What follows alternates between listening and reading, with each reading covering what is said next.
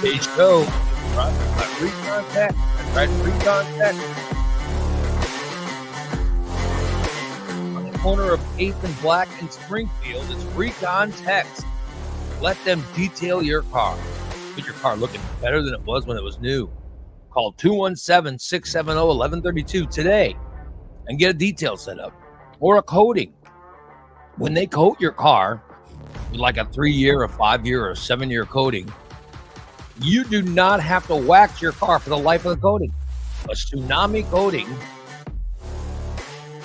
will get your car looking great. All you got to do is wash it, and it comes up sparkling clean. It's amazing.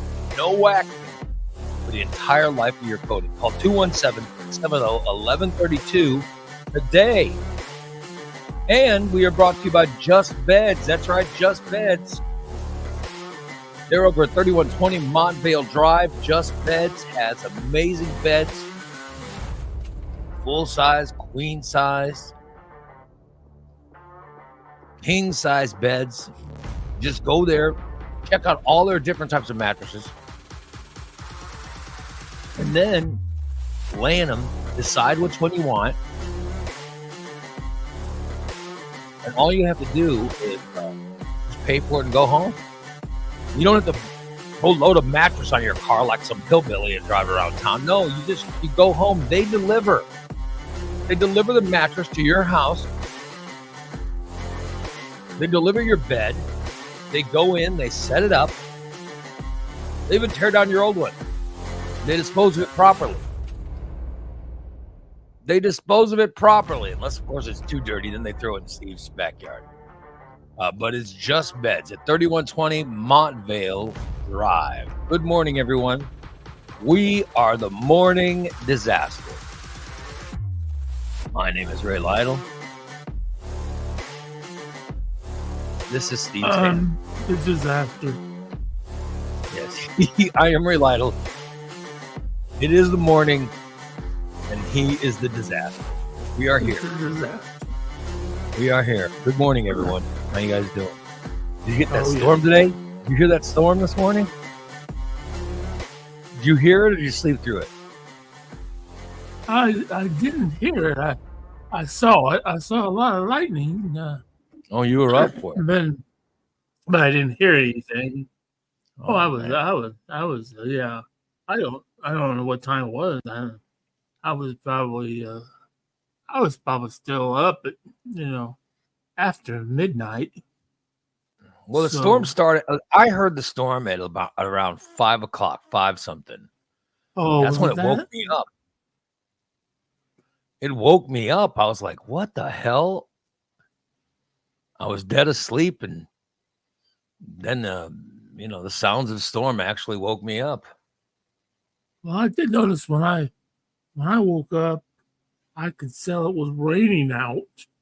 I thought, oh boy. Oh boy. I thought I was supposed to do all this yesterday afternoon. I guess it's running a little bit behind. I had a weird dream. I did too. What was your weird dream? I smelled something strange. I don't know what I smelled. It was really, I was like sniffing my hands, and I could smell an unusual aroma that I don't normally smell. And then was it your ass? Were you smelling your ass, or no?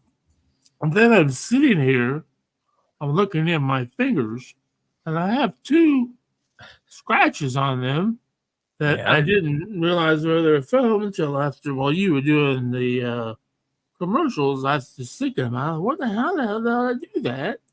And then I realized I forgot that last night, I don't know, about 11:30, Milk had some kind of a spasm and was running over the fucking house and bouncing off shit. And she jumped up on the fucking chair, and my hand was there, and her claws sliced my finger open. So your cat cut your claws? Oh yeah. I'd like to be able to clip them, but she won't hold still long enough. She bites them at night. I'm fairly sure she literally chewing on her nails. So you had a dream last night that you smelled something unpleasant. Yes. You know, that was probably. Did you fart in your sleep? Did you were you scratching your balls in your sleep? And maybe you got some of your own musk. I honestly believe that it's this new vaporizer that I've been using. Yeah. It doesn't have the taste that I normally care for. Mm-hmm. I normally care for the lemons and limes and orange, these fruity flavors. This one is more of a I would explain it as a yeasty flavor, like a fresh baked donut. Uh-huh. And it's called what's it called? I have to think about what it's called now. Oh, tiger's blood. Hmm. And so it's I think it's that because my other vaporizer that I use is in my office because I like to keep them separate. Yeah. And it's more blueberry, which I like that. But the one you keep near your recliner were you sleeping in your recliner or your bed? Well, lately I've been sleeping in my recliner. Oh boy, you're so lazy. Wait, you're so lazy you can't even get up and go into your bedroom now to sleep? Well, I can, but I can only stay there for about 4 hours. Then my back starts to hurt, and I gotta get up and sit in, get in the chair, and yeah. You're saying that your chair is more comfortable than your bed? I find that hard to believe. Well, I'll be honest. If my bed would incline a little bit more, Mm-hmm. I would probably be in my bed all the time. I would never get out of bed. Yeah. But it's something because my fat, I think, and my laying flat. I just can. I mean, I don't have no problem. When I'm in the hospital, I don't have no problem saying, well, after a couple of days, I got to get out and sit in the chair. Mm-hmm. But I'll be honest, sounds like bullshit to me. But I just want to share. I want to share this with everyone. Yesterday, Christina, was taking care of some stuff before they're leaving today. They're driving to she is. South Dakota, and before she left, she sent me. She went to my house, did some stuff, and then she went to Steve's. Oh, and then she sent me this photo. She sent me this photo, and I was very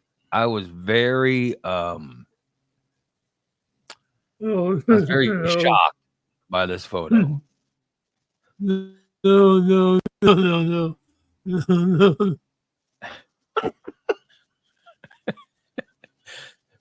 When she got to your house, she said, "Rest in peace, my friend."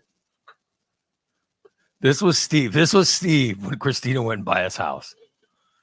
That can't be comfortable on your neck. Look at your neck. How can that possibly be comfortable?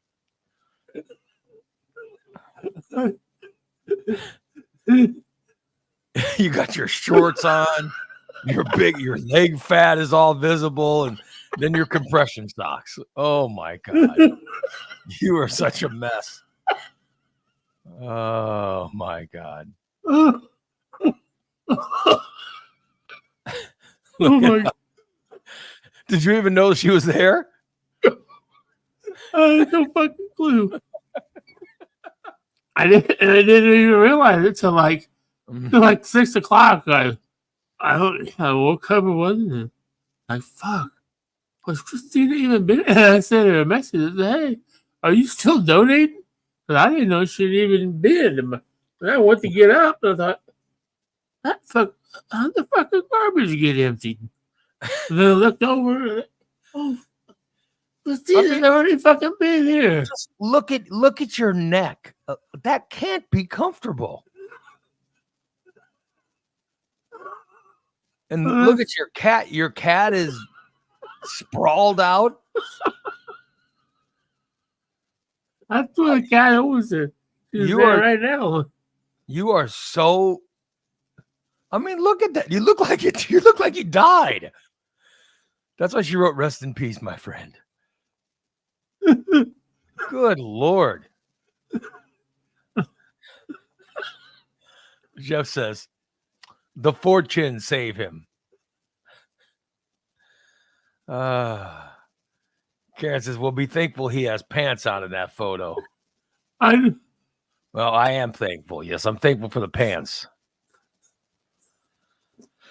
It's unbelievable. Well, I knew Christine was supposed to show up, so I wanted to make sure this is dressed.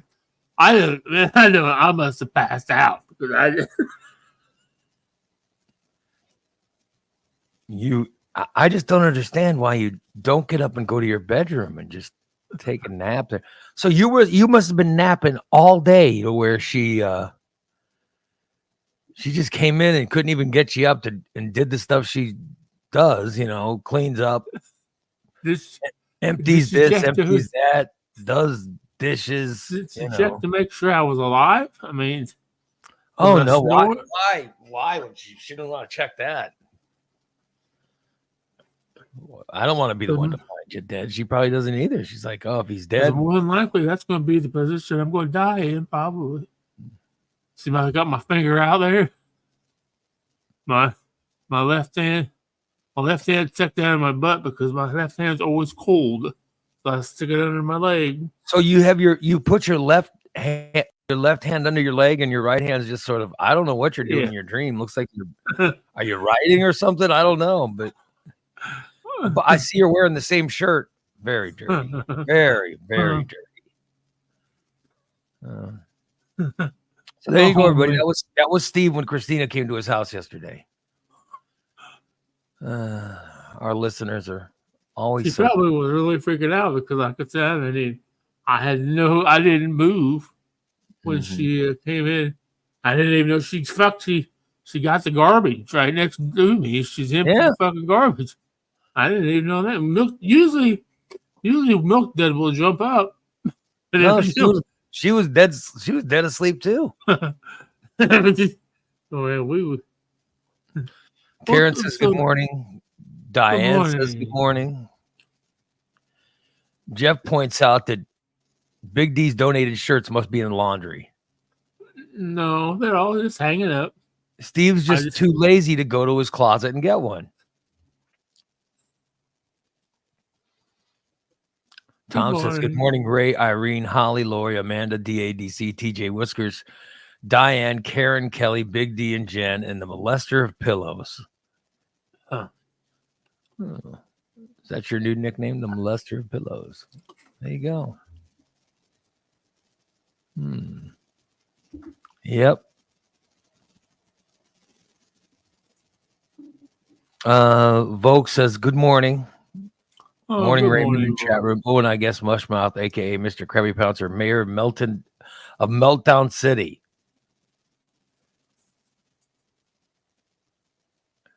Yeah, you should get in that mattress, you know what I mean, and get some good sleep instead of on that chair. I mean, you look in pain on that chair. Look at how your back is. Look at your neck. Look at your chins. All 8 of them. They look very, at least you have chin fat. You have so much chin fat that's what you're resting on. Look at those jowls serving as some kind of, serving as some kind of something.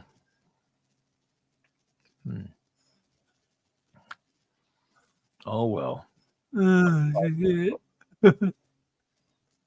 Yeah. Tom says he looks like he's possibly crapping himself. No, he wasn't. No.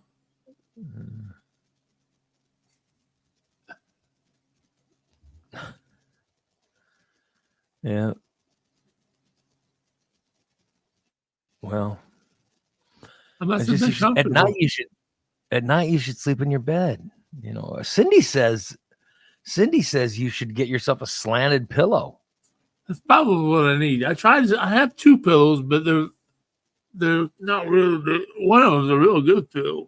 Christina got me, but the other one's like just a crappy old. I think it's probably a pillow that my mom gave me or something. It sucks. Lori says that Christina is the house whisperer. She gets in everyone's house and they don't even know. Yeah. Uh-huh. Oh, nah, that's interesting.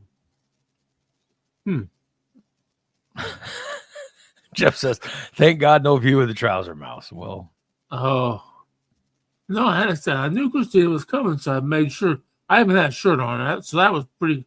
I must have fell asleep right before she came because I didn't put that shirt on until, like, well, I knew she wasn't supposed to be there till after 3.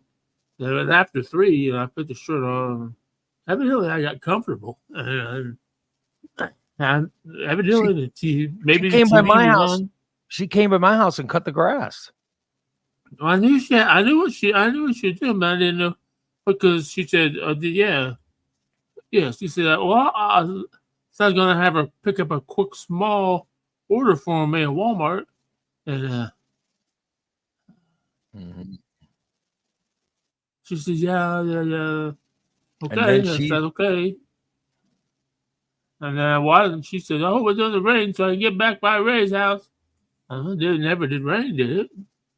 I know. I opened the window. I turned the air conditioner off and opened the window. That's why I I know fell asleep. I I know got it didn't rain comfortable. yesterday. It didn't rain yesterday. I No. went and had a good workout. Oh, yeah. See, But that's this had morning, to get man, this grass. morning was rough. There Oh was a lot of man, that wind and grass. a lot of thunder. And it was pretty rough this morning. It was really so. Karen said she said her neighbor had a tree fall on the front of their house. Ooh, They were not home at the time, but their front porch is destroyed. But the rest of the house seems to be okay. uh, She said she heard the storm around 5 a.m. too. That's oh, when it got me. That's when it woke me up. oh, yeah. 'Cause I sleep pretty good, but when a storm wakes me up, it's like, oh man. Yeah. So, oh well. I Yep. sleep pretty good for about. If I sit in the chair for about 5 hours. Yeah. If I get in the bed, about 4 hours. Well, you can adjust on the bed. What makes you get up? You got to pee or what? No, gets to my back. Oh, no matter which way I lay, I can't lay on my stomach anymore because I'm too fat. So, because I used to sleep on my stomach, I love that. I can't sleep on my stomach anymore because I'm too fat. I can't breathe. I've lost enough weight. I've lost enough weight to where any way I sleep is comfortable. Because Which is awesome. I don't think anything will ever help my right shoulder here because it's been broken twice. But when I lay on it, my arm falls asleep. So sometimes I love to sleep in bed. Sometimes I wonder because it seems like I'm trying to think when I really started sleeping in a bed full time. Mm-hmm. I can't even. I mean, I had a bed in Granite City, and then I think you know what I almost think when I got that no because I used to sleep in a chair in Granite City, but I still had a bed in I my thought you said you room. slept. I thought you said you slept with that girl you lived with. Well, I could if I wanted to, but I had my Didn't you own guys sleep room. in the same bed at one point? But then Yeah, she started dating someone else, and you got your own. right. Mm. Yeah, I think it's when my fucking. I know it was when I had my cyst on my back. I had a big cyst on my back. I had to have it surgically removed, Disgusting. Oh. and I couldn't lay flat because I had a wound vac on my back, Oh. and that fucking sucker thing would push you into my back. So I was sleeping in the chair. Oh, that was nasty, man. Oh boy. My back's already nasty, but it's even more nasty. The farts that poor chair has endured. Oh, this chair was donated by some listeners, and Christina and Dan told me they even paid for the extended warranty on it. So the chair you're sitting in now? Yes. Oh, good. So if anything goes wrong with it, it's going back, and I'll get a new one. By the way, Vogue says it poured around 5 p.m. last night and then 5 a.m. this morning. Look at that. Did it about 5 p.m.? Yeah, it did. It did rain yesterday afternoon. Yep. It was just one of those quick ones. I hated those rains. You'd be outside playing, and then become a storm. And about the time you got on your bike and got home, Karen wants to know if the chair warranty covers poop stains. I wonder. No, but they do warranty. She told me that they warranted even the leather part of it. And I said, well, hell, the cat climbs up it all the time. The cat, it's got holes in it all over it from a cat jumping up on it. But I keep it clean. I wipe it down with an antibacterial spray every other day. Now, what about your recliner? Where did you get that recliner, and how old is it? Oh, that recliner! Oh, hell! I got that recliner when I lived in Orienta from my cousin. God, and they had already had it. This recliner is a good. I bet this recliner is a good 8 years old. And I think because when I lived in Orienta, I bought one of those stupid box beds. And it was about the crappiest bed. I've slept on camper beds that were better than this. They get a mattress out of a box, and I broke it. And they said, "Well, we don't warranty it." So I had to fix it with a fucking piece of wood. And I saw you had that mattress by mail, that super thin, cheap mattress. Yeah. But now you got a really nice mattress. You went Just Beds, and you got a really nice mattress now. So why aren't you sleeping in it? I think you're just too lazy to go to the bedroom. I really do. I really think maybe. I wouldn't think so. I think I would probably be. It's a very simple fix, and I can easily do it. I just need to hook that TV up in the bedroom and get me a Roku in the bedroom, and because I fall asleep. You fall asleep watching TV, so you'd like to have your TV work in the bedroom. Yeah, I fall asleep up to the point where I know okay, I can fall asleep now, and I'll turn the TV off, and within 5 minutes, I'm asleep. Okay. Well, hook your TV up. Yeah, I got TV in there and everything. I just got it. I need to put it. Oh, here comes the cat.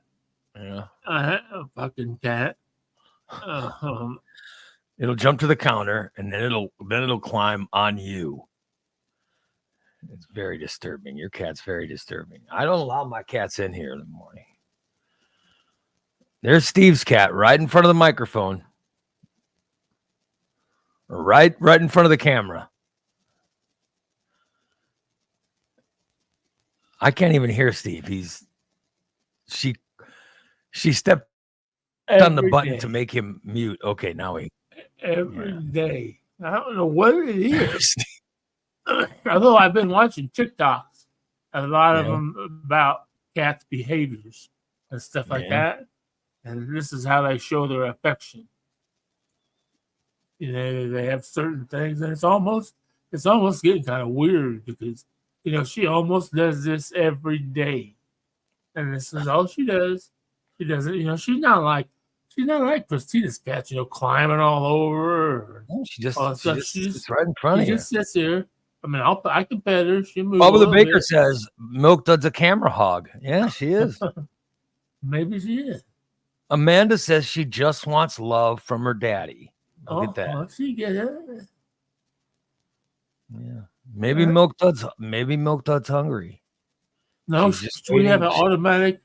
Look, Christine even did that. We have an automatic bowl And I just put a whole bunch of food in it, and as she eats it, it falls down.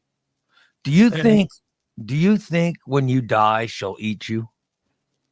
I'm worried that I don't know if she'll eat me, but I know she does like pork fat, so Oh, yeah.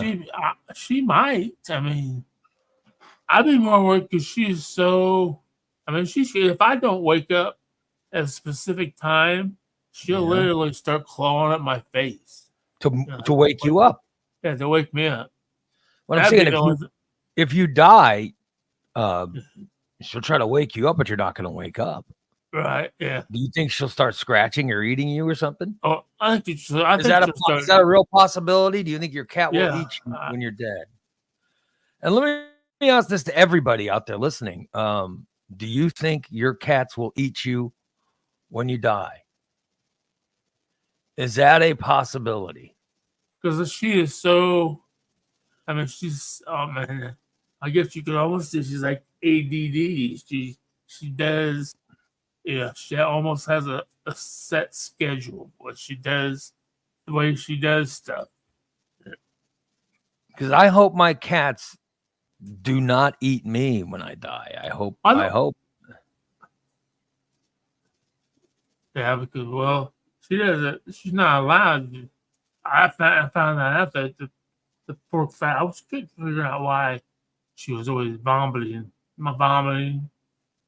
Usually it was just a hairball, but I give buy her this expensive hairball form of cat food, and then I was one day well several days I had woken up and my garbage can had been dumped over, and those have been nights where I had had a pork steak for dinner, and I threw the bone in the garbage can. So she's trying to get to the pork bone. Yeah, and that's not pork fat's not good for cats.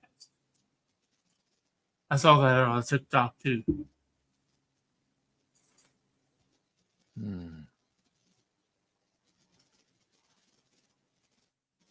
Oh. Kind of like whatever it is you can't feed Chester, but you feed him. My wife gets mad whenever I pretty much hamburger. Yeah, anytime we get to beef, anytime he gets beef, she gets angry because I'm not supposed to give beef because then he farts.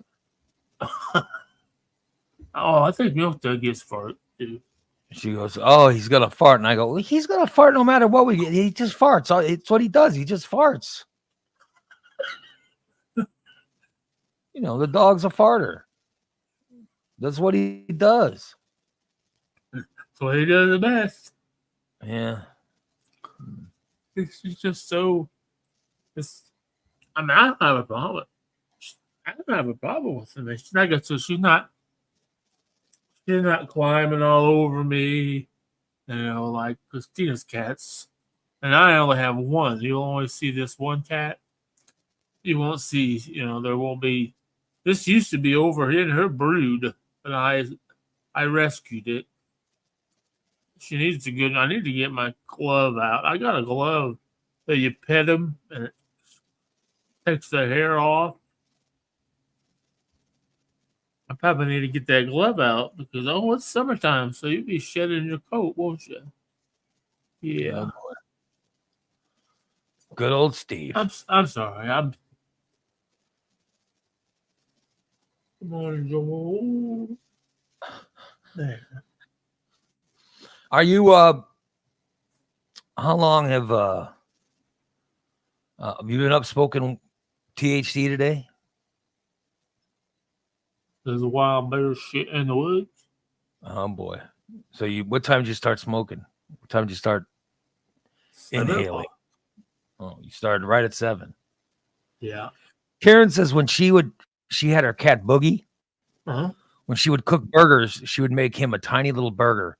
He would sit by the stove until she was done cooking, then he would gobble it up. Oh, she does, yeah. Do you make food for Milk Dud? I don't make it for her. I will give her, like if I eat Oh, some kind of healthy dinner or something, a frozen dinner that's got chicken in it. That's what you're saying is a healthy dinner?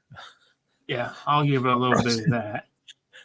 He said, when I have a healthy dinner, a frozen dinner, those are your healthy dinners. I'll give her little pieces of like chicken.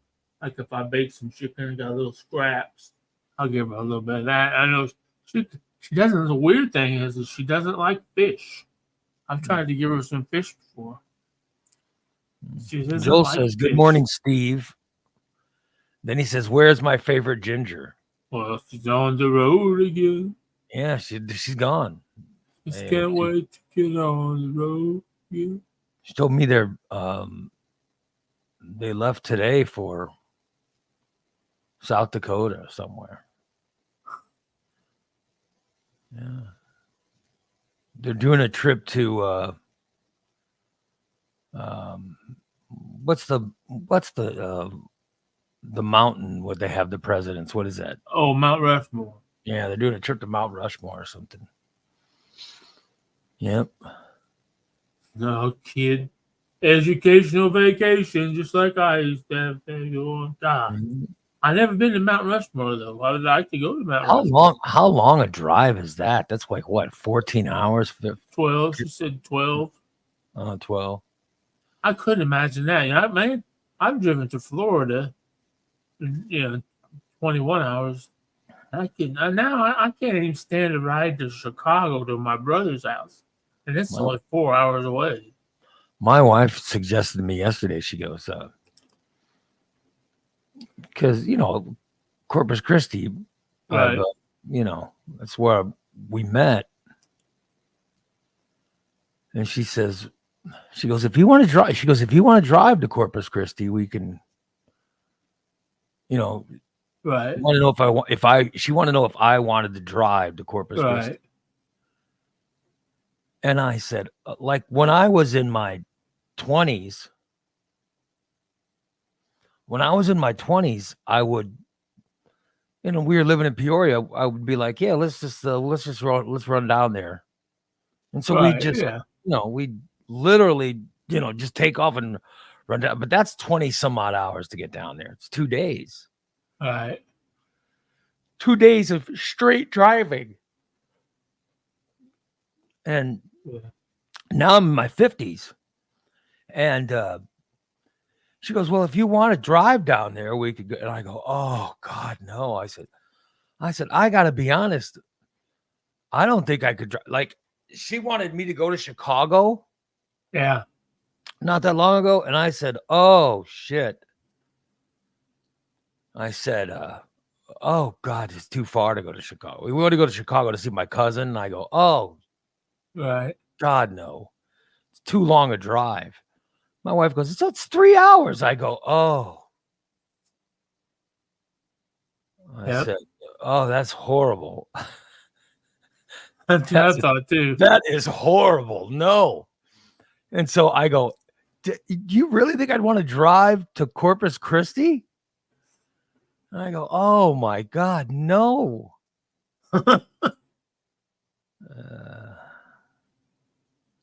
Yeah, I said, no, there's no way in hell I don't want to drive to Corpus Christi. There's no way. Let me ask you, Steve, what's the longest you can drive right now? Oh. Well. Like I know I can make Chicago. I could probably go. No, I'm not gonna go to Chicago. I exaggerate, but where could you really drive? You can go 6 hours? I'd probably go 6 hours. The worst part about driving for me is getting out of the car. Yeah, exactly. Stopping and getting out of the car. Because good Lord, how in the hell am I, how long is it going to take me to get out of the car with my knees? Yep. And then after you've been sitting for so many hours. And yeah.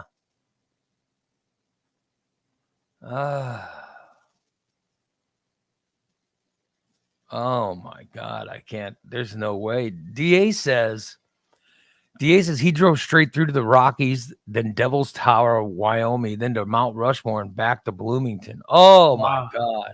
That's how, wow. Well, that was Christina and Dan. I mean, Christina's driving now, I guess, but Right.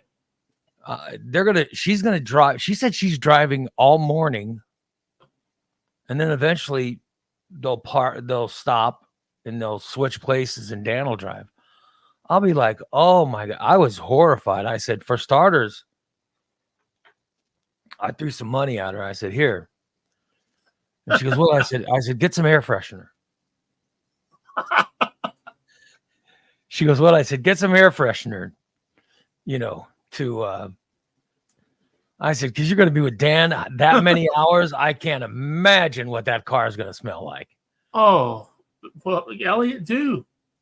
Oh, I can't imagine the farts in that car. And a little car. Oh, a big car. It's not a big car. The Aces, they should enjoy the Badlands. What's the Badlands? As they are driving through to get to Mount Rushmore. What the hell's the Badlands? Oh, I think the land's really bad out there. Like mountainous, I believe. I don't know. The only Badlands I know is the Badlands over in Indiana. That's the sand dune area over there by Covington, Indiana, where Beef House Barry's from. Yeah, I've never, the farthest west I've ever driven, maybe Omaha? Or I've driven to Minneapolis a couple times. Or no, I drove to Minneapolis once. I guess mine would have been Kansas, Wichita, Kansas. No, I drove to Vegas, though. I drove to Vegas. Oh, Dan says they will see the Badlands.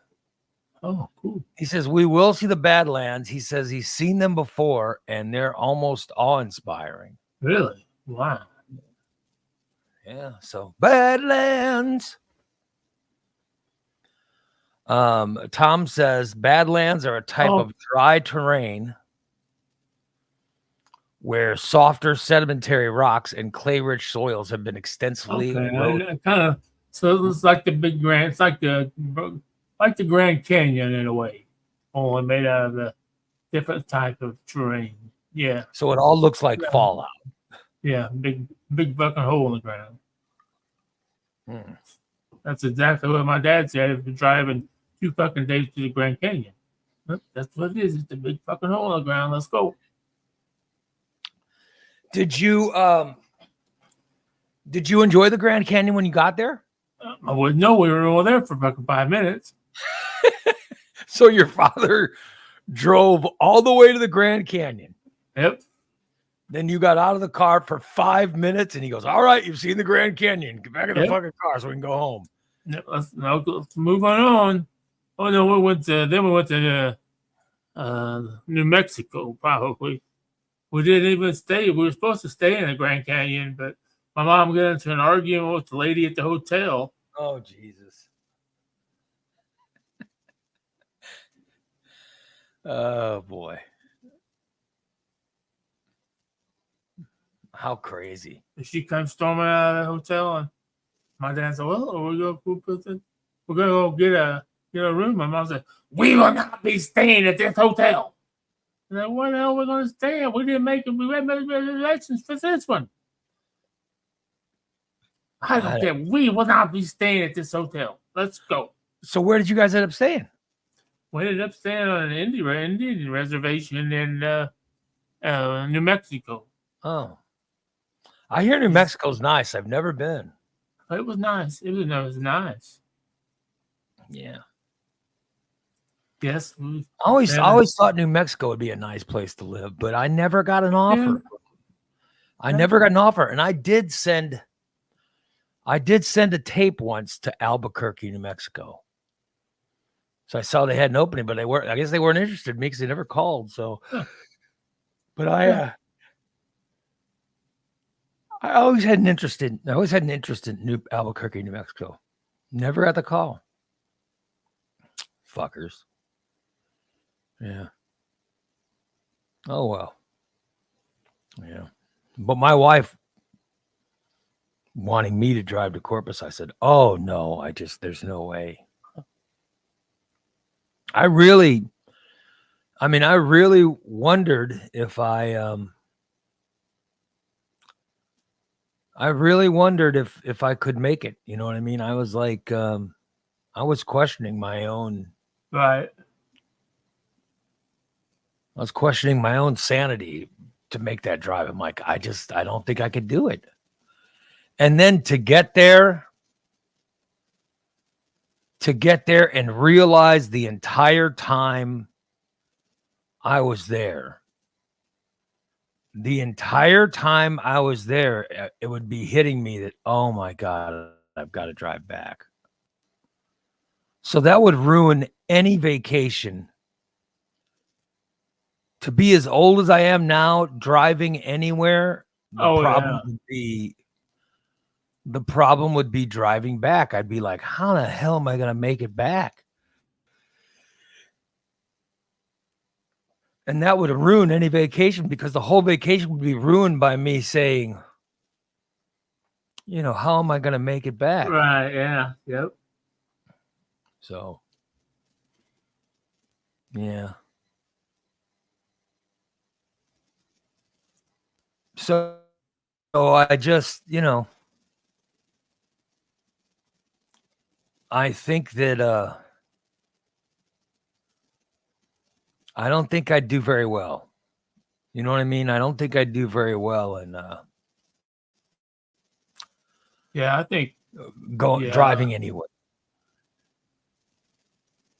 Yeah, I'm just too old, I think. Yeah, I have to do it all during the day, because I'm not much of a night driver anymore, especially like on the highway and stuff. I would rather be able to see at all times. Yeah, I mean, I feel like I'm in the best shape I've been in. Right. I haven't been in this good a shape in a long time, but I question whether or not I could drive anywhere. Tom says, do you and your wife swap? Says, do you and your wife swap while driving? No, it's usually just me. So that's what, back when I was married, I drove all the way to Florida. I didn't want her to drive. Tom says, Lori and he want to take the train to Chicago. Well, I'll tell you, when my father-in-law was alive, he and my mother-in-law would come from Corpus Christi to visit us. They would come to both Peoria, and then when I lived here in Springfield, they came to both areas to visit us, and they took the train. Oh. And they would rent the sleeper car, and they'd get in the train in I think it was either Corpus or San Antonio. They would get on the train, and then it would come all the way up to either Springfield or Peoria, depending on which place they were going. And it was awesome.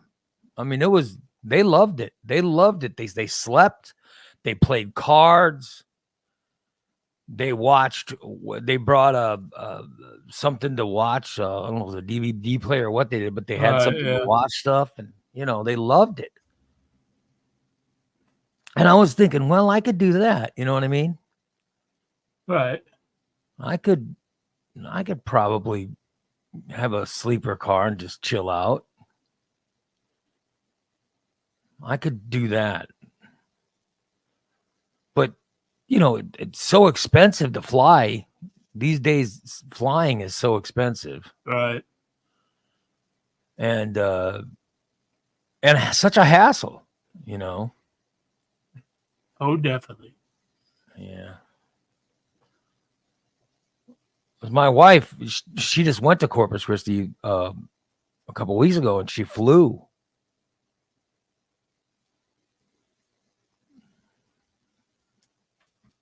I don't know, but she talked to me about driving, and I was like, oh God, no.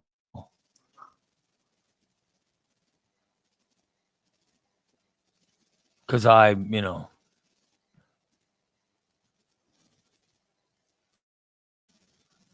because okay, like something was broke. Something was broken at my mother-in-law's house, so I paid to get it fixed. All right, I paid to get it fixed. Right. And then my brother-in-law broke.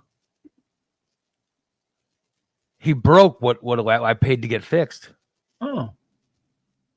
And I said, "What?" She goes, "Yeah, he broke it." I go, "Listen, you call that son of a bitch and tell him I pay if I'm gonna pay for shit and he's gonna break it, I'm gonna go down there and I'm gonna break him." And she goes, "Well, you could drive down." And then I was like, "Oh my God, drive." I was like, "Oh." So that's how the whole conversation got started. Right, yeah. Because I was like, I'm not gonna pay to get things fixed just and have someone break them right after I fix them. You know what I mean? I gotta pay all this money to get it fixed. And then he goes and breaks it. I was like, God, what the hell's wrong with him?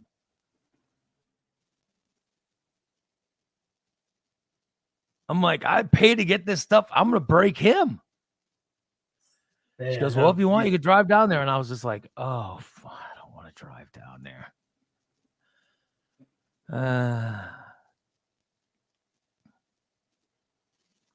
Yeah.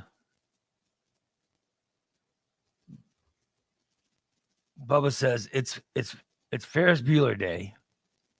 Oh. Where would you go, Steve, if you could go anywhere? Wow. Where would I go? Steve, say you and I both have vacation time. Say we both have vacation time and we got a pile of money where we can go anywhere. Where would you choose? But we've got to drive. You can go anywhere, but you've got to drive. Where do you think we would go?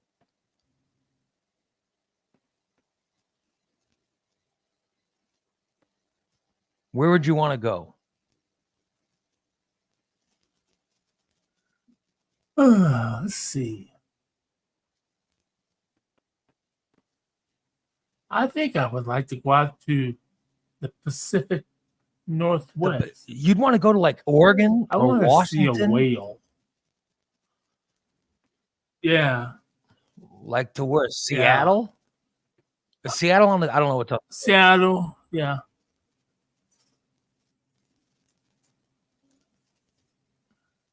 I like to go.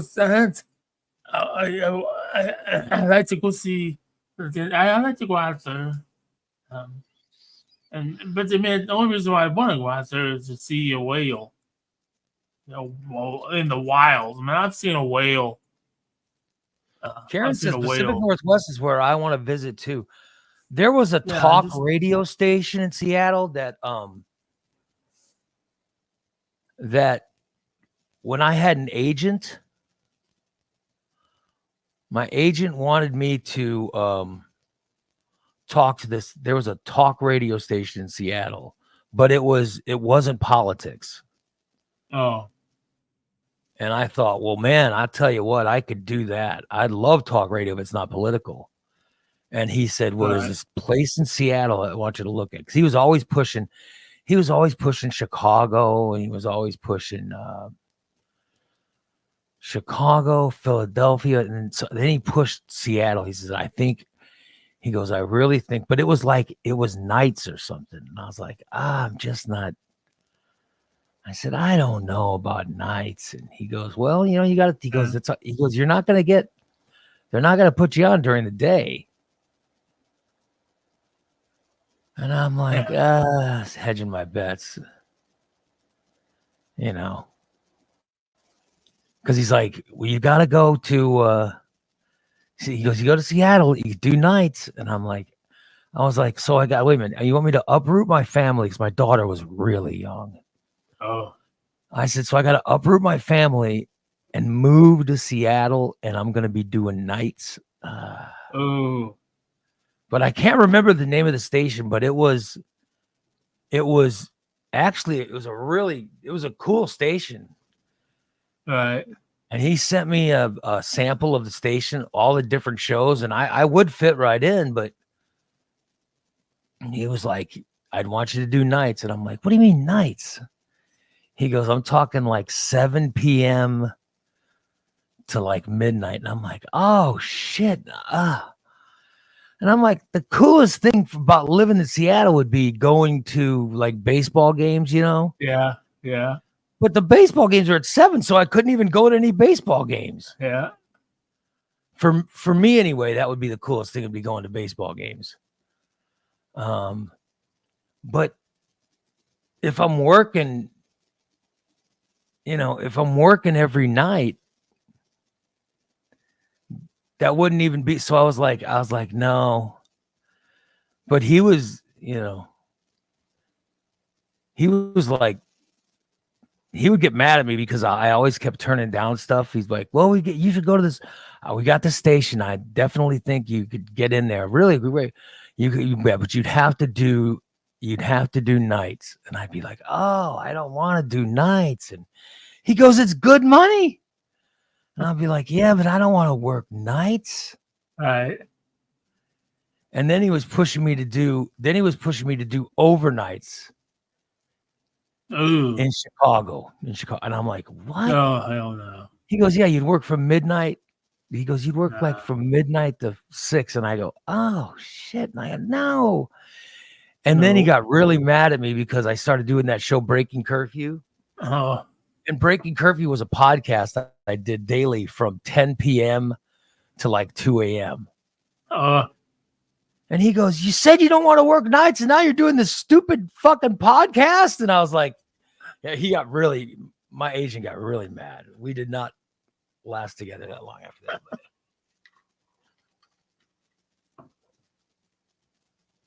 He just said, I'm afraid your head's too far up your ass to work anywhere. He's probably right. Yeah. Right. What? I can see doing a podcast from like 10 p.m. to. But that's the whole thing is. Listen, the whole thing is. This is why I left radio. This is why I hate radio. Right. There's no freedom in it. That's why I love podcasting. Right. You get the freedom with podcasting. You can work from your house. You know what I mean? Yep. You have a lot of. Yeah. You just have a lot of opportunity to do whatever you want to do. Yeah. That's why I like podcasting. You know what I mean? It's just better. Oh, yeah. We talk about whatever. I don't have a boss. I don't have the FCC. I don't have people complaining. Well, you don't have to complain. You just don't listen anymore. You know what I mean? Exactly. Yeah. Yeah. So that's why I like podcasting better. Look, I get to have you as a co-host. There's no radio station in the world that would let me hire you. But look, on podcasting. Yeah, that's true. On podcasting, you're my co-host. Yeah. Could you imagine if somebody talks me into going back to radio? If somebody talks me into going back to radio, which by the way is not going to happen, I can't see any situation where that would happen. But if someone were to talk me back into going to radio, say, oh, we're going to do this, we're going to let you blah, blah, blah, we're going to give you money. And I'd be like, all right, I'm going to go back to radio. And then I'd say, listen, for my show, I want to hire this guy as my co-host. They'd be like, all right, tell us about him. I'd say, well, his name is Steve. And what does he do for a living? Oh, he does nothing for a living. He doesn't have a job. Yeah, he doesn't have a job. How many stations has he worked at? None. He's never worked at a radio station? I'd say no. What does he do all day? He sits in a recliner. He sits in a recliner? I said, yeah, he even sleeps in it. He said, what would you possibly talk about on your show? Oh, all his felonies. I'd say, oh, he's committed a bunch of felonies. They'd say, what? I say, yeah, he likes to brag about it. He brags about his felonies. He farts a lot. He cusses a lot. He talks about how many times he's broken the law. He talks about what kind of drugs he's done. Radio station be like, what do you mean what kind of drugs he's done? I said, well, he smokes pot every day. Every day? Yeah, and mostly on the show. Wait a minute, he'd smoke pot on the show? I'd say, yeah. Oh, my God. They'd say, what other kind of drugs has he done? I said, oh, he's done some crack. They said, crack? I said, but that's not the worst of it. Meth, oh, my God. Your co-host has done meth? I said, oh, yeah, he loves it. Oh, he loves meth. Goes smooth. Yeah, he loves to talk about it in detail. He loves to go into detail about his meth use and how much he loves it. That would end the conversation right there. There's no way the radio station would be comfortable. Yeah. They would never be comfortable. Pretty much they shot me down when they asked what the radio station I'm on. You've never been on radio. Yeah, that conversation would be over. It would be over immediately. But I'm just telling you, that's one of the things that it would take for me to go back to regular radio, is I would need Steve as my co-host. I would need you there, Steve. Well, I appreciate it. That would be honest. Oh, it's great. Yeah. But I don't have it. Jason says my agent was always pushing big markets because he gets a percentage of what you get. Of course, yeah. Yeah. No, the agent was not at fault. Listen, I was the problem. The agent was not the problem. He was actually a really good guy, and he just wanted what was best for me. But yeah, it's because he got a percentage, but he also he thought, he believed that my value was worth a lot more than what I thought it was, because I was happy with, like, I was happy with 80 or 100 grand a year. That was right. Fine. But my agent was like, no. You need at least 150. Right. That's just, but all because of what you're talking about. Yeah, he got a percentage of it, but he also really believed in my talent. He said, your talent is worth a lot more than what you think it's worth. And I'd be like, no, I'm fine. But,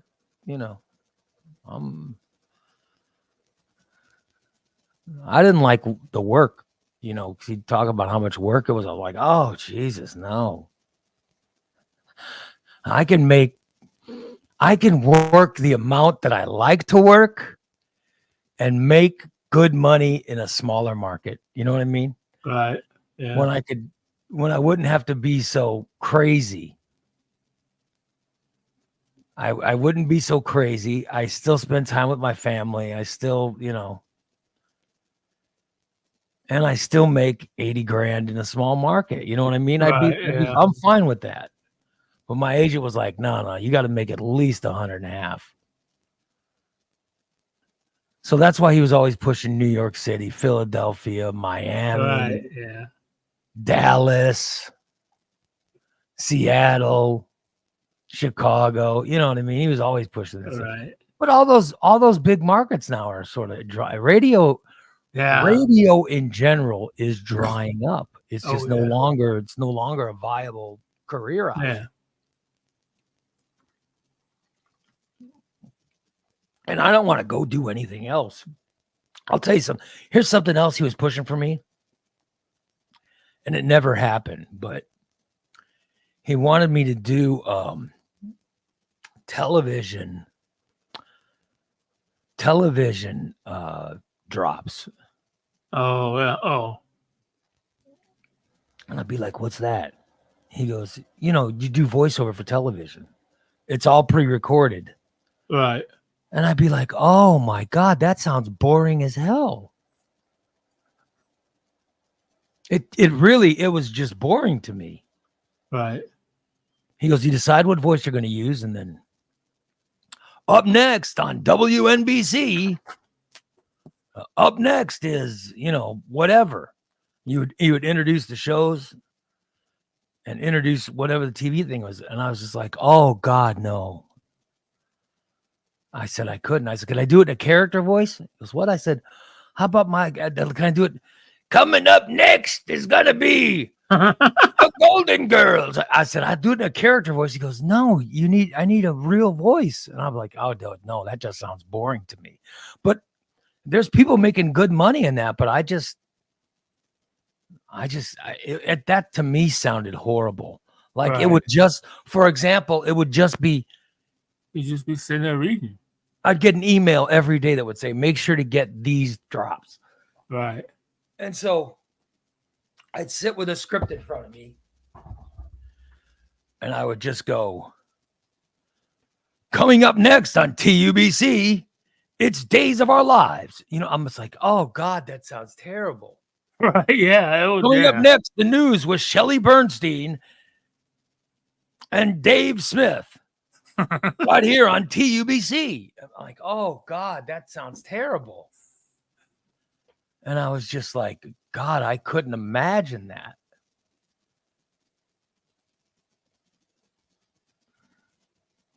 Bubba the Baker said, Lytle and Lamb was and always will be better than Bob and Tom. For me, it's not even close. Thank you, Bubba. It's awesome. Yeah, I loved working with John Lamb. John Lamb was fine. I wish Lamb had time to come back and do this show. Are you kidding? It'd be great. Even if you could do one day a week. Right. Wouldn't you love to do a show with me and Lamb one day a week? Oh, yeah. That would be cool. That would. Oh, my God. I would love to do that. I would love to do that. I really liked working with John. Yeah. Oh, well.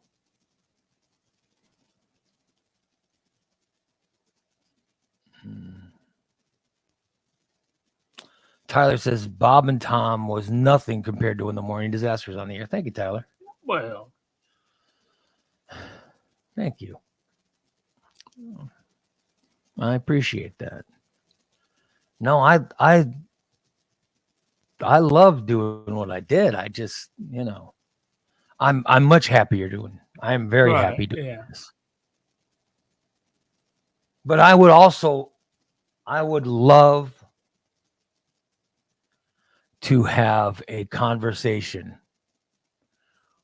trying to get Steve hired as my co-host. So I would love to hear, because I got to tell you, I want you to, you listen to us when we had Jim the Photographer, right? Right. Yeah. I got to tell you, the hardest thing in the world was getting stations to approve Jim the Photographer. Right.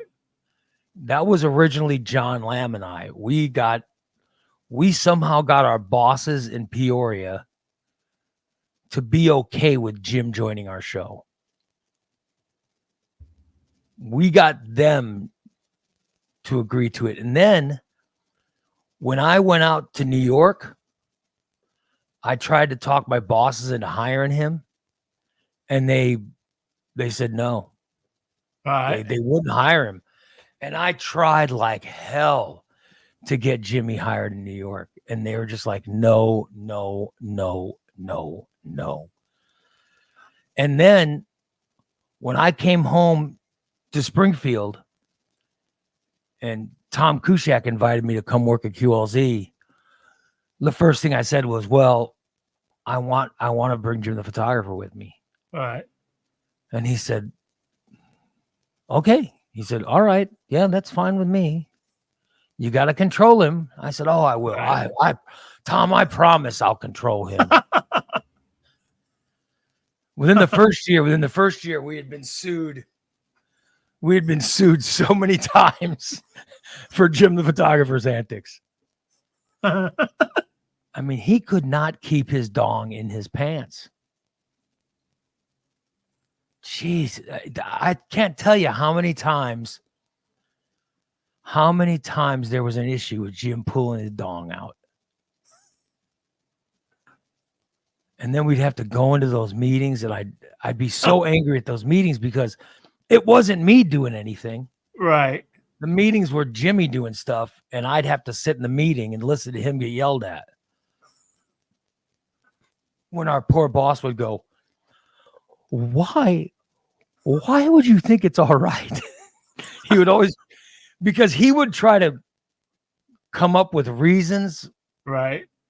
why Jim would do stuff, why Jim would do things that he did. He would say, Jim, this is a true story. I think I might have told you this before. We were giving away a ride to work. All right. We had Shaner had his limousines. Uh-huh. So we had Shaner take one of his limos and go pick up these people for work. And they lived in Pawnee or something. And so we called it Ride to Work with Jim in a limo. And so you had to call in and do whatever. And then somebody won the contest. Well, Right. this woman from Pawnee won the contest. So we were like, all right, well, Shaner and Jim the photographer are going to drive to your home and pick you up at 7:20 or whatever. And then they're going to drive you from Pawnee to your job in Springfield. And then they'll take you home, right? Right. So Shaner gets one of his limousines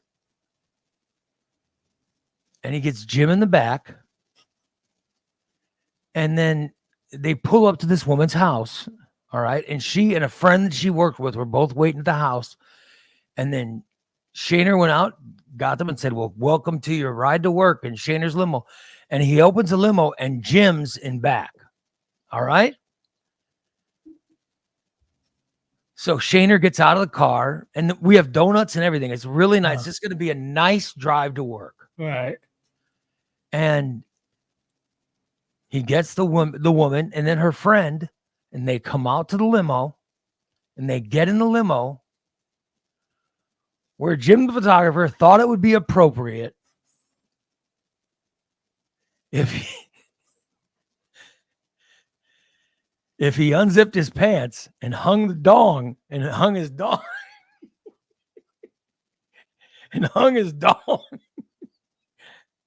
out his pants. So they get in the limo and they're very excited about being in this limo.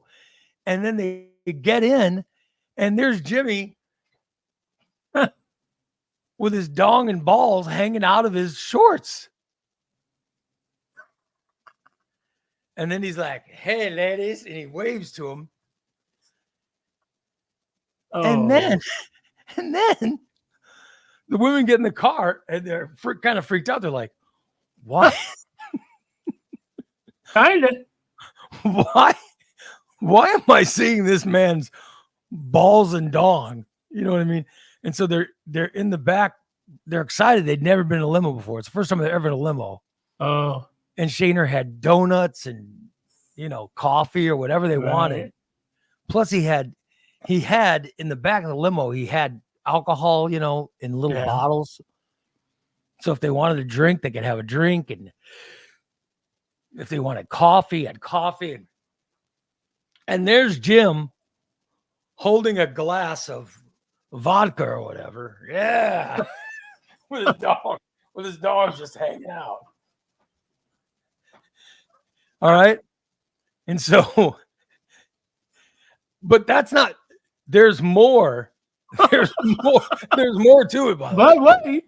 So they're driving from Peoria to Springfield, which is only, what is that, 20 minutes maybe at the most? Yeah. Right? Yeah. They're on 55. And I got the story from Shaner because Shaner was in the car, was in the back seat, and he was trying to entertain these ladies. And as Shaner's trying to entertain them, Jim decides, well, it's not enough to have my dong just hanging out if it's not erect. So he starts fiddling with it, is the word that Shaner used. He was fiddling it. I go, what do you mean? What do you mean he was fiddling? He was playing with it to work it up. And I'm like, now I'm horrified by this story. I'm going, oh God, no. And Shayna goes, he worked it up. So they're in back of the limo and Jimmy's laughing and he's, how you ladies doing? While he's fiddling with it. And we're on the air with Shayner as he's describing the drive to work, but he's not telling us what Jim is doing in the seat next to him. Right. And then Jim starts playing with himself in the back of this is honest to God, you guys. This is a true story. He starts playing with himself in the back of the limo. Meanwhile, these winners of the contest are horrified. I mean, they're sitting in back of the limo. They thought they were going to get a ride in the limo. Yeah, trying not to look at this man who's playing with himself in the back seat. And finally it got so bad that Shayner like punched him and said, what just told him, put it back. You know what I mean? Made him stop. And the women were like, oh God, thank you. So they get to work, right? They get to work and they're so disturbed at what they've just seen. They call the radio station. Oh. And the call goes right to the top. And so my boss takes the call. And he's like, yeah, hello. And they go, I'm so-and-so, and I just want a ride to work from your radio station. He goes, oh, I hope you enjoyed it. She goes, I certainly did not enjoy it. And Tom goes, well, why didn't you enjoy it? What happened? And she goes, I want to tell you that your disc jockey that was in the car with us showed us his penis and started playing with it. And the woman starts, and we want to sue you for all this stuff. And so I'm just I didn't even know this was going on. I'm just on the air. And then Jimmy finally gets back to the building. And then we got called into the office. Ooh. All right. We got called into the office after the show. And I'm like, why did I get called in the office? And Jim goes, I don't know why. I don't know why we got called. I don't know why we're called into this meeting. And I go, what the hell? So I'm sitting there with I have no clue. Right. I hadn't even talked to Shayner yet. You know what I mean? Like I haven't even gotten a chance to talk to Shayner. Because the limo dropped Jimmy off. And the whole plan was they're going to go by and pick him up they're going to pick him up at his house at like 4:00 to go pick up the women from work and take them home. All right. And the phone call that Tom got basically said, I do not want them picking me up from work. Or I don't want this guy involved. Right. Because they were really mad at Jimmy. And they were threatening a lawsuit and all this stuff. I get to the meeting and Tom Kushak, who is he's one of the nicest people I've. Oh, yeah. Yeah. But when something like this happened, he would get very angry and he would have these veins like in his head. Uh-huh. Okay. Because Tom didn't have any hair. Okay. Right. He would get veins when he was very mad.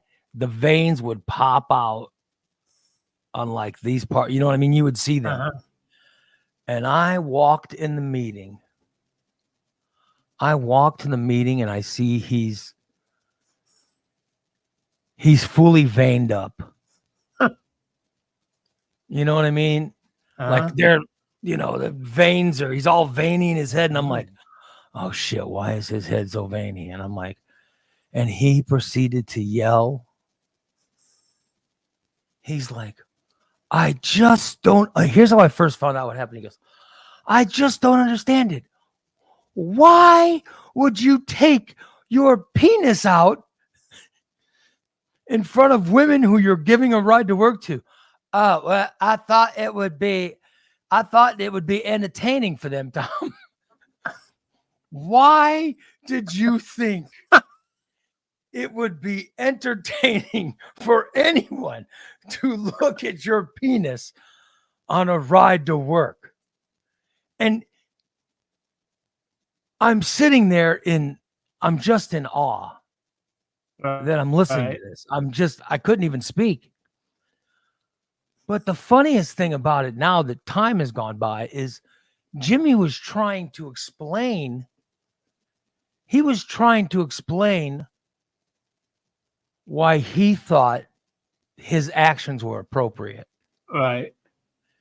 Well, I thought that would be something they would like, Tom. I was just trying to I'm a comedian, and I was just trying to get a laugh out of them. And Tom says, no, you were sexually assaulting them. Oh my God, he was so angry. He was so mad. He goes, do you know what this is going to cost us? The radio station. He had to call lawyers immediately when he got the phone. Yeah. He had the lawyers called before he even called us because we didn't have the meeting until the show was over. But he was so angry. Our lawyers called and had settlement offers. They had settlement offers out to the women that they accepted. Thank God. Right. But I want to say, I can't remember what our deductible was. The station had a deductible was either $10,000 or $50,000. I can't remember what it was, but whenever we got in trouble and they were threatening lawsuits, the lawyers would first make a settlement. Right. They would say, well, let us offer you a settlement of so much money. And mostly people would take the settlement to where they didn't have to go to court and all this stuff. But I want to, whatever it was, and I'm not exact on how much the settlement was, but I think it was 10 or 10, 25 or $50,000. But they took the settlement. So there was no lawsuit. Yeah. Thank God. Thank God. Because if there was a lawsuit, it would have to be reported to the FCC. Oh. There's no way we'd have gotten out of being fined for this. Even though we didn't do it on the air, it was still going on. Right. Oh my, I'm telling you, it was one of the worst days in the history of my radio career. Was getting yelled at because Jimmy thought this was, I was so angry at him. I was just like, you know what, just go home. Yeah, but I think they really liked when I was playing with it. I go, just go home. I don't want to see you. Well, they seem to like it. I go, just go home. How long? I said, just come back next week. I sent him home. I was just like, just go home. Yeah. I don't even want to see you. We did it on like a Tuesday, and I said, just go home. I'll see you next week. And this was just one of the incidents, but I was so angry at him. Right. I'm like, just get out. Get the hell away from me. I really think they liked it, Ray. You should have seen their eyes. They were laughing and smiling, and they really seemed impressed by my dong. He was trying to justify it. Then I remember talking to Shaner. I called him. I said, why didn't you tell me what happened? He goes, oh, I was gonna swing by and tell you this afternoon. I go, oh my God. And he goes, oh, it was even more horrific than you heard. I didn't see it. He was jiggling his balls too. And I was like, oh. So thank God the lawyer got the women to take the settlement and the station wasn't sued because of this thing. But that was Jim the photographer. Right, yeah. So he thought that was appropriate. Right. Of which, by the way, it most certainly was not, nor has ever been, nor ever will be appropriate. It's just not appropriate to ever do that in any circumstance whatsoever. But he thought it would be fine to be in the back of a limo playing with himself while women were being driven to work. Well, it was very disturbing. So at least I don't have to worry about that from you, Steve. No. DA says, Ray, you would never have to worry about Steve doing that. You're YouTube certified. No one can see Steve's peen. Yes, thank God. Let's see. Yeah. That was Jimmy's problem. He just had too big of a peen. If he'd have had a Steve-sized peen, no one would have seen anything. Exactly. Jen can even vouch that she couldn't But feel it against her butt. I think everybody that's listening now remembers Jim the photographer. Oh, yeah. But I'm just trying to explain to you guys that Jim thought what I described to you was appropriate. He was under the impression that was appropriate behavior. Right. And that's honest to God. That's the kind of stuff I had to go through. And by the way, I went through things like that way too many times. And then I have conversations and he'd go, Rep, I promise I am never, ever going to take out my penis in front of women in the back of a limousine and play with myself. He would say, I'll never do that again. And to give him credit, he never did that again. But he would, do other things that would also get us in trouble. And then when I'd yell at him, I said, you told me you never, I told you I'd never play with myself in front of the back of a limo. I've never played with myself in the back of a limo. And I go, oh my God. I go, you're just not allowed to show your dick to listeners again, period. I mean, that's the kind of conversations I had to have with him. He was so out of control. But yet he was so good on the air. Yeah. He was so good on the air. It's like, oh man, I guess I'll deal with it, you know? Yeah. But that was crazy. But with you, Steve, I don't have to worry about that because I don't think that you would know that's not appropriate to do. Yeah. You would know taking out your penis and playing with it in front of.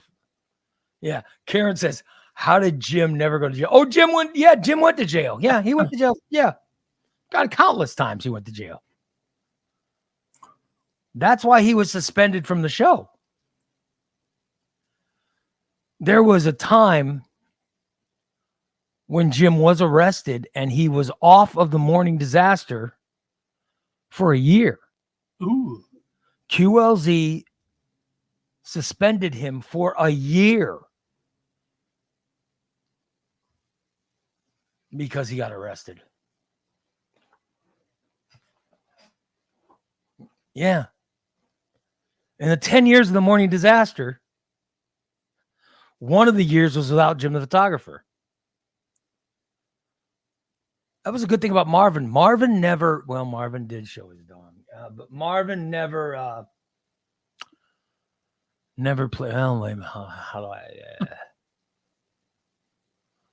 Marvin did show himself and play, but he only did it in front of women that he knew. Oh, not strange women that just want to. Yeah, he would. Yeah. Oh, I got to tell you, it's crazy. That's the stuff I went through. So as bad as Steve is, at least he's never done anything like that. I've never had to worry about being sued for sexual assault because of Steve. Thank God. Thank God, Steve. Thank God. Thank God you're not a, you know. Although was he in jail all that year? No, he wasn't in jail. No, here's what happened. We had a contract, and the contract had a clause in it. Because I was making a considerable amount of money. Jimmy was paid okay. He was paid, you know. He was he was given an okay amount. But we had a contract that included some kind of morals clause in it of things we couldn't do. By the way, can I point out that what he did was not in the morals clause? Ooh. But it had to do with drunk driving. Oh.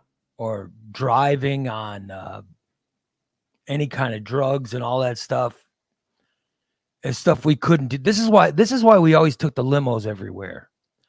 Because in my contract, it directly pointed out I could not drunk drive. Right. If I got a DUI, I could be suspended. I could be suspended without pay, or I could be fired immediately. And Jim had the same wording in his. So he was arrested in Illiopolis, coming home from a Itchy Pickles gig in Decatur.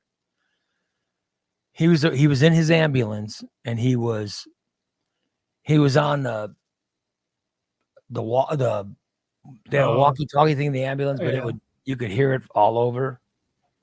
It was like a bullhorn. He would pull over. Hey, you hot babes, I want a blowjob. Pull over and give me a blowjob. He was on 50. He was on 74 or 70. What is 72? 72. He was on 72 from Decatur. Yeah. He was right outside Illiopolis. He's going, pull over and give me a blowjob. Haha. And he turned his sirens on. And an officer pulled him over on 55 or on 72. And we did there's a Jim the Photographer Time Traveler where we describe this entire segment in detail, by the way. We describe it in detail. Exactly what happened in real life. If you guys have ever heard the Jim the Photographer Time Traveler, where Jim goes back in time and he has this night over again. We describe it in detail. It was one of the funniest bits. It was written by Jeremy Hall, aka Norm. And I believe, did Shaner help write it? Because Shaner was involved. But Jimmy got pulled over, and so the police officer took him back to the car and had him sit in the back seat because he was obviously drunk. And the officer said, would you like to go get your identification? All right. And I'm paraphrasing, but this is what he said. He goes, well, no, you made me walk back here to the car. What are you, fucking lazy? If you want my identification, it's right in the glove box. So the cop gets up, looks in the glove box, and he sees the identification are next to this little box. Okay. But he hasn't looked in the box. So he goes, well, maybe it'll be better if you get it. And Jimmy goes, Jesus Christ, are you that fucking lazy? It's right there next to my hitter box. There's my license. My real name is Jim McGill. Yeah. And he goes, it's right there next to my hitter box. Jesus Christ. And he's saying this stuff to the cop, and the cop goes, all right. And then he arrested Jimmy. He goes, okay. And he arrested him and take him. It's because he was drunk as shit. He was driving with marijuana. And then he yelled at the cop, and he called the cop fucking lazy because the cop didn't want to get Jim's wallet out of his glove box, right, which was laying on top of his hitter box. It was giving him an opportunity for Jim the cop and the officer was giving Jim an opportunity to get the license and give it to him without the officer seeing his hitter box.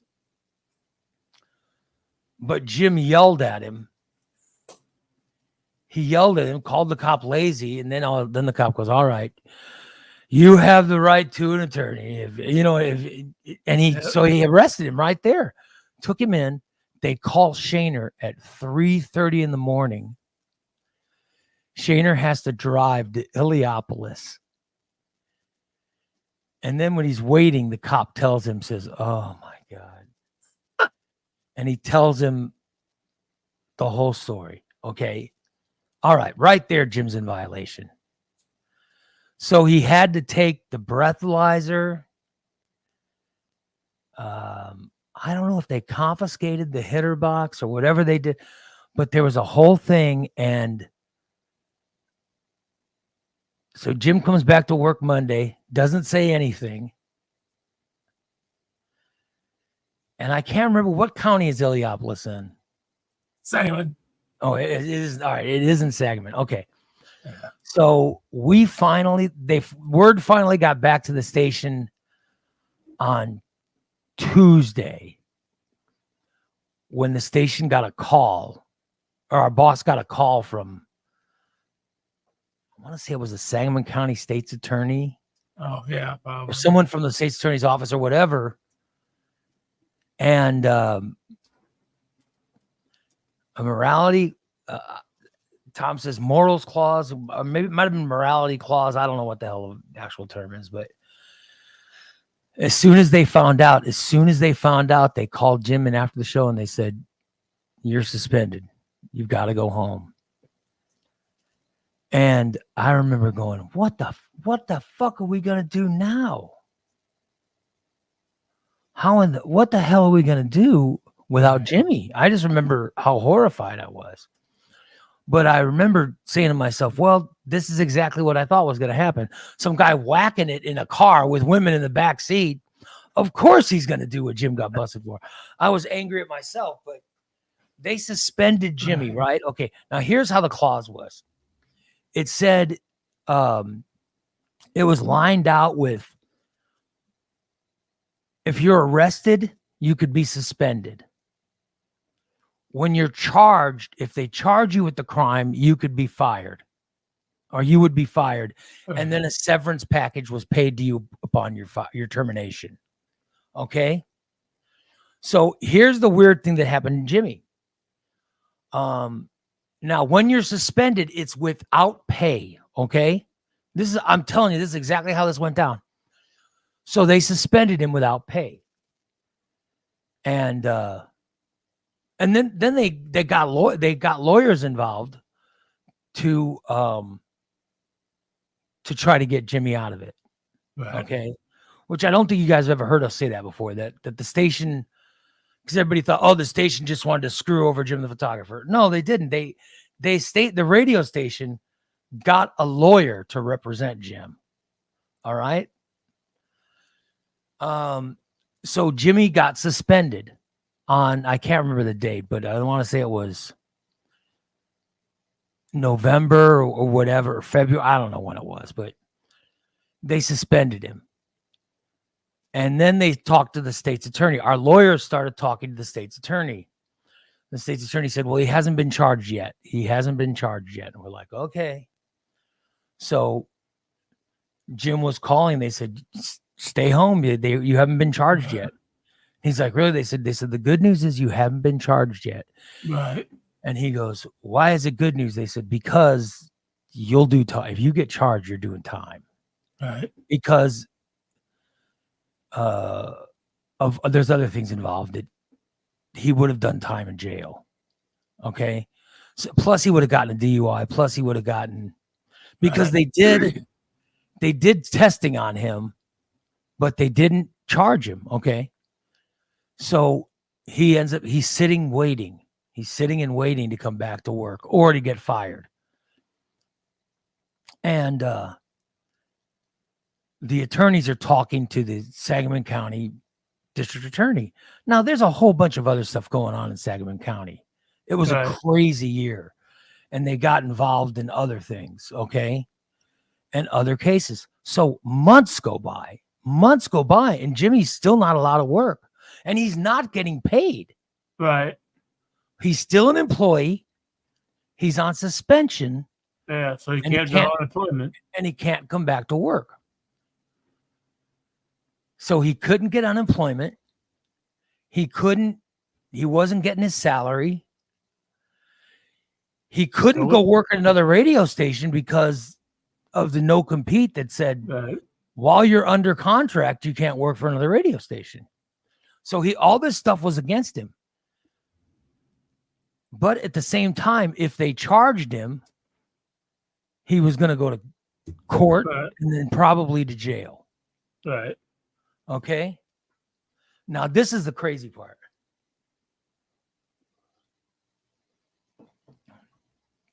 Finally, a year goes by. So it's a whole year. And Sangamon County was so busy. I'm guessing. Right. Sangamon County was so busy, and the station lawyers were so good, they never charged him. But upon the 1 year date,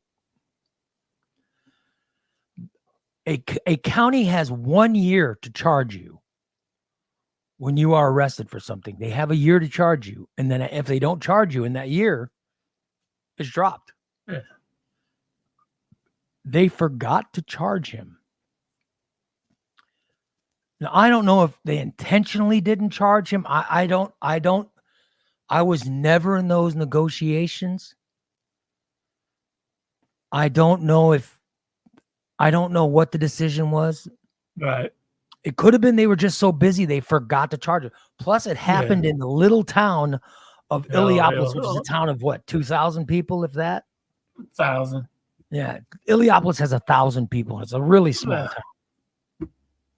They never charged Jim. The county telling our lawyers they were going to do it, but they never charged him.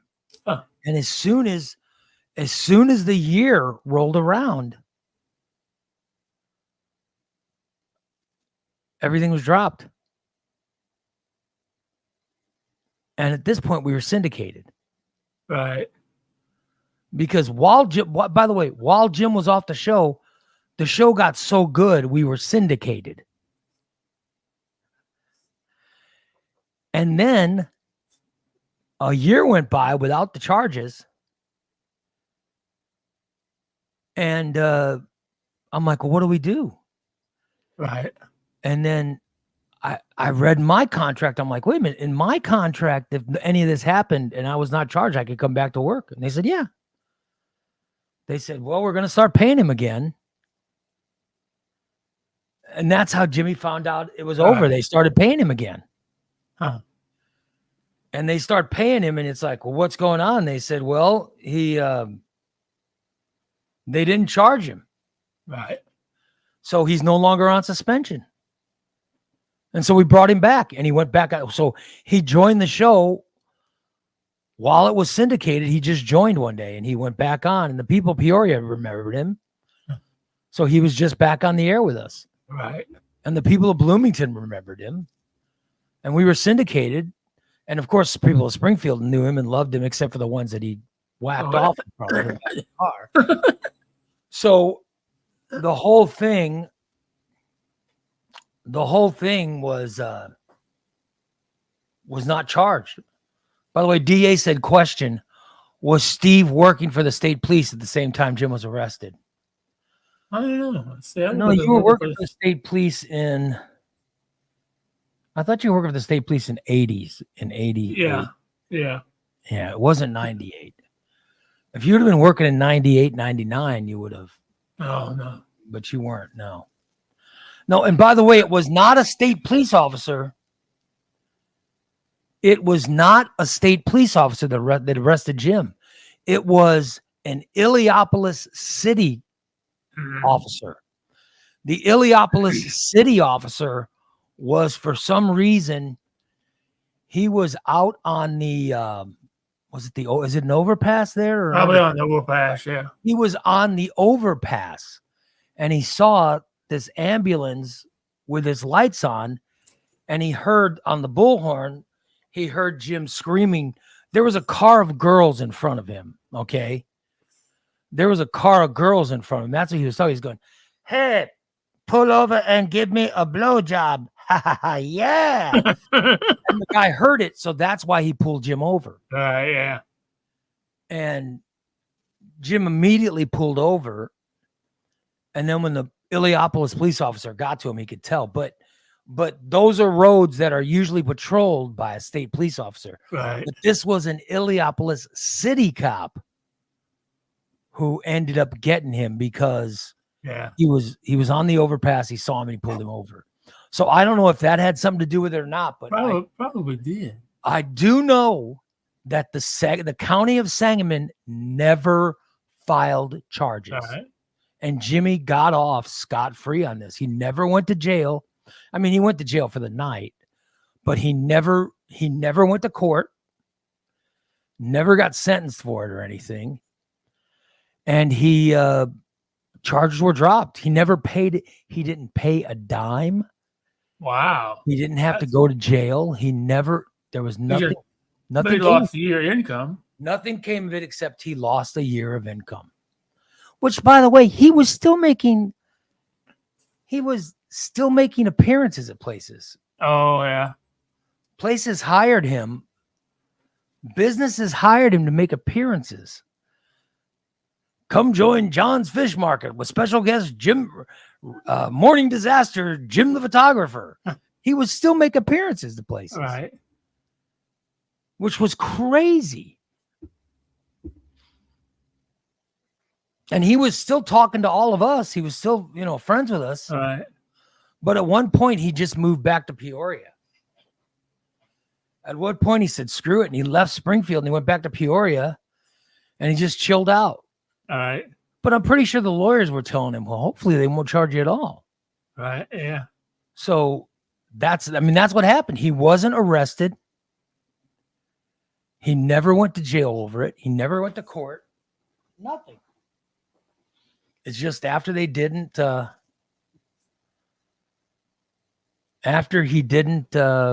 get charged, he was let off.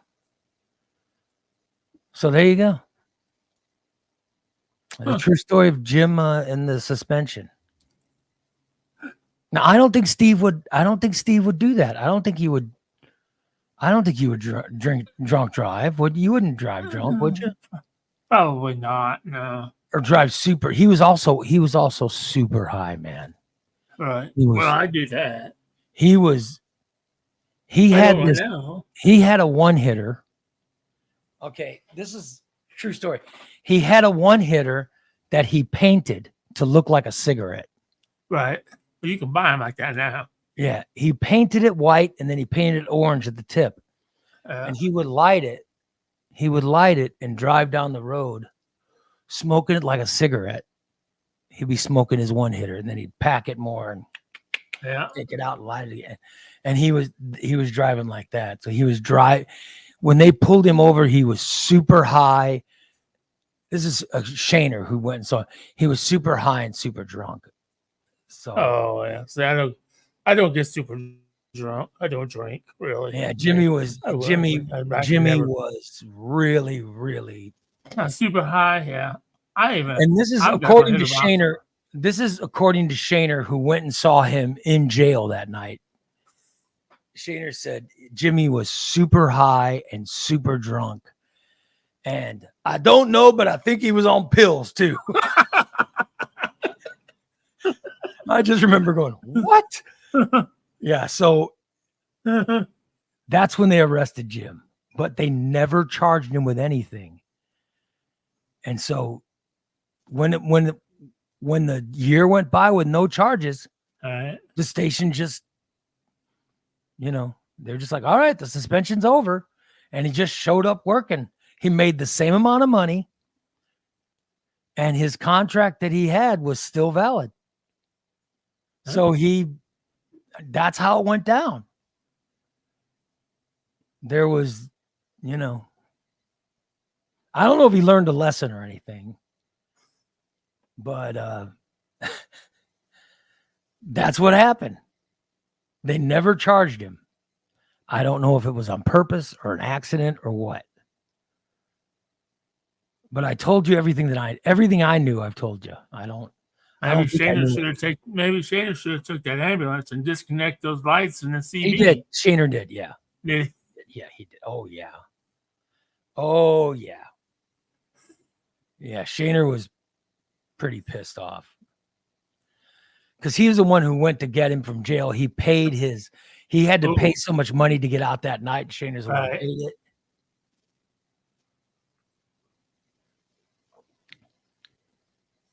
And I don't know if he ever got it back or what. I don't know. I don't know what they do in this situation. I don't know if you get the bail because he never went to trial. He never, they never charged him. So I just think the money went to Illiopolis. I don't think so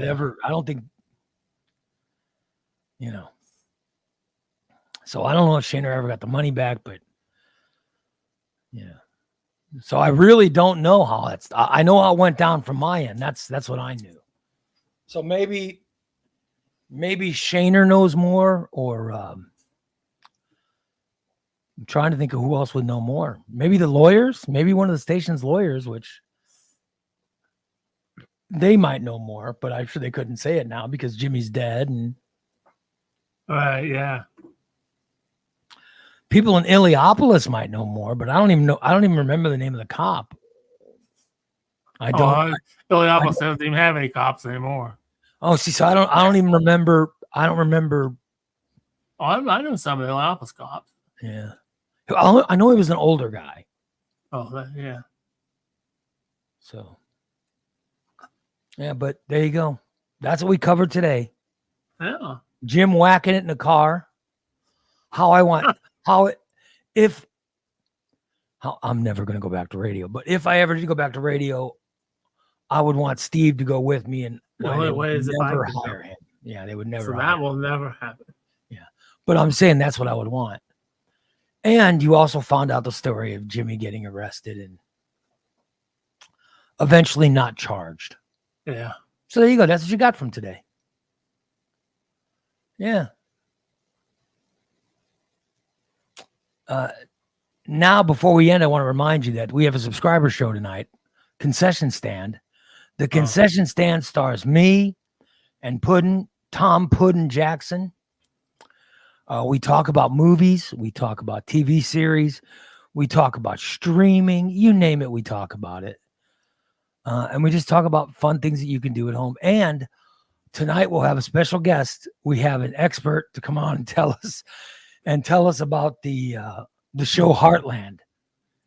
We've had this expert on about 3 times, and we've run out of time. Every segment we've run out of time. So I'm hoping we can get at least tonight. Tom, tonight we should try to get this guy on earlier.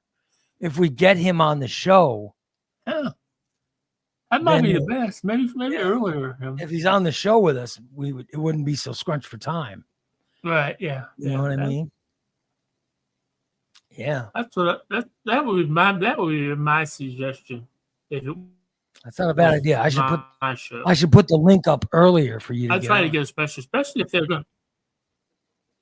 Especially, good idea. Especially there are many listeners out there that seem to be wanting to get a Heartland update. So we don't want them to miss out on it. Awesome. And if anybody is on my Facebook page, I shared a Heartland update, so you can go to my Facebook page and check it out. I'm sure you did. Well, we'll see tonight. Let's see tonight. I can't wait. It starts at 6 p.m. tonight. The Concession Stand with Ray and Puddin. Chubby Ray and Tom Puddin Jackson. And special guest Steve Stanton with the Heartland update. The Heartland expert. Oh, yeah. Yeah, we're going to have that tonight. So join us at 6 o'clock. Go to morningdisaster.net. Morningdisaster.net and subscribe. This is only $5 a month is a tier 1 subscription. And you hear this show, The Concession Stand, with a tier 1 subscription. How about that, Steve? Yeah. Tier 1 subscription gets you The Concession Stand with tier 1. How awesome is that? Yeah. That's what we have tonight. It's fantastic. It's fantastic. I love it. All right. By the way, Boeing Starliner is launching astronauts into space. I think it's happening right now. How about that, huh? They're launching astronauts into space. Ooh. That's kind of cool.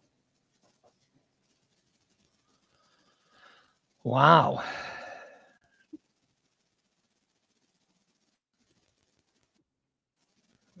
Fantastic.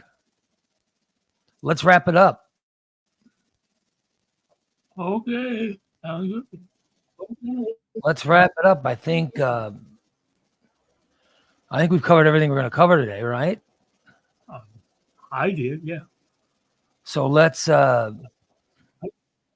And then when we talk to you next, it'll be at 6 p.m. tonight for the concession stand.